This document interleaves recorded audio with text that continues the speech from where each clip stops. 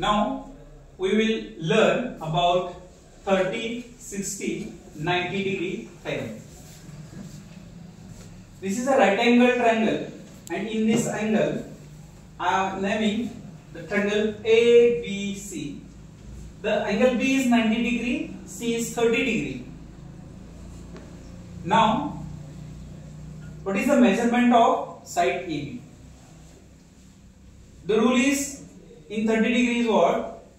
The measurement of side AB is 1.5 about the diagonal AC.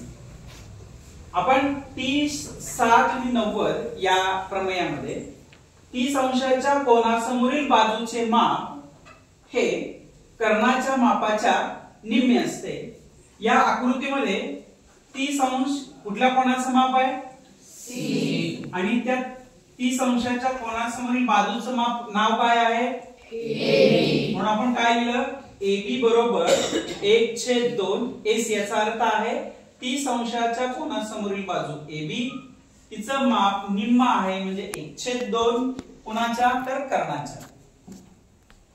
The second figure it shows it is also right angle triangle, but in this figure, in this right angle, I have shown the angle A is 60 degree, and in front of this side BC, the measurement of this side is √3/2.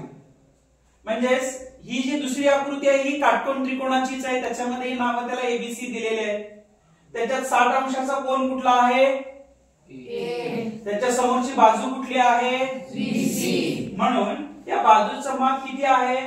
तर 60 अंशाच्या कोनासमोरची बाजू BC त्याचं माप कर्णाच्या मापाच्या वर्गमुळात 3/2 पट आहे, √3/2. हा यालाच आपण 30, 60 आणि 90 चा थेरम असं म्हणतो. त्याच्यानंतर त्याचा पुढचा पार्ट आहे, दिस इज आल्सो 45, 45, 90. 45, 45, 90. आता या आकृतीमध्ये in this figure I have shown the two angles. Also this is a right angle triangle. Angle B is a 90 degree, but another two angle is congruent because this angle is having the measurement is 45 and 45. म्हणजे या आकृतीमध्ये काटकोन त्रिकोणाचीच आकृती आहे, पण जे दोन कोन दाखवलेले आहेत हे दोन्ही कोन समान मापाचे आहेत. त्यांचं माप आहे 45 आणि 45. म्हणून आपण या गुणोत्तराला म्हणतो 45, 45, 90 चा. आणि याच्यामध्ये मग 45 अंशाच्या कोनासमोरील बाजूचं माप. आता हे दोन्ही कोन एकरूप आहेत. मग आपण एक गुणधर्म शिकलेला आहे की प्रॉपर्टी आहे, एकरूप कोनासमोरील बाजू कशी असते? एकरूप असते. मग 45 अंशाच्या कोनासमोरची बाजू ही आहे, काय नाव आहे याचं? BC. आणि या 45 अंशाच्या कोनासमोरची बाजू कुठली आहे?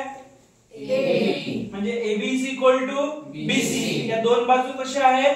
कॉन्ग्रुएंट आहेत, समान आहेत. आणि त्यांचं माप किती आहे? 1/√2, 1/√2. कोणाच्या मापाच्या?